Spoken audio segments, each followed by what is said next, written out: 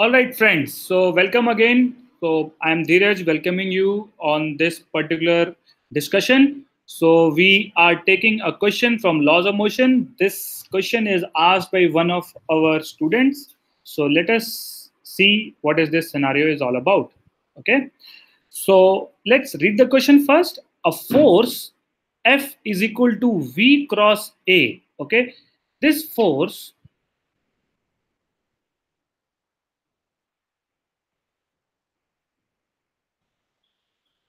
is exerted on a particle in addition to force of gravity.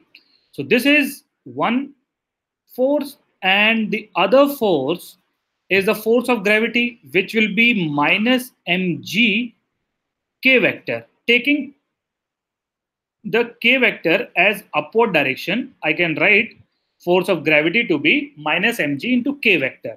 Okay, where v is the velocity of the particle and a is the constant vector in the horizontal direction.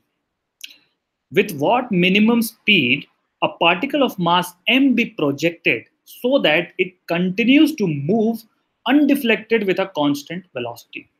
Okay, so a particle, when it is thrown, the total force acting on it will be equal to what? F1 plus F2. So it will be V cross A minus mg to k vector. Fine. So this is the total force. Now it says that the particle should move undeflected with a constant velocity. What does it mean?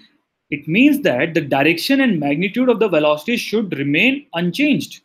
So it automatically means that total acceleration should be zero. All right.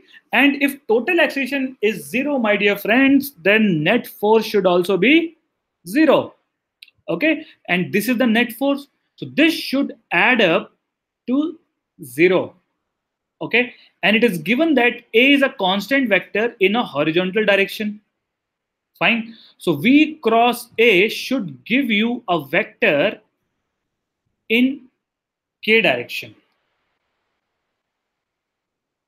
Fine, so that is the reason why if a is, let us say, in j direction, if the direction of a is j, direction of v should be I. Then only the direction of v cross a could be k. And then only these two vectors will add up to 0. Okay?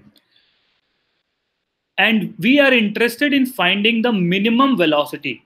Fine. So there should not be any component of velocity along the j direction. Complete velocity should be along I direction. Then only, entire velocity will result in cancelling of mg force.